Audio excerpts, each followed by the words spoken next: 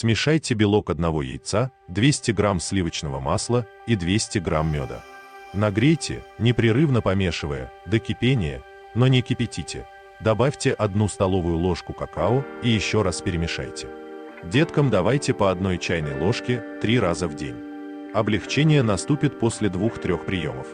Друзья, если вы хотите найти больше рецептов и советов по здоровью, загляните в мой телеграм-канал, ссылка на который находится в моем профиле. Здоровья вам и вашим деткам!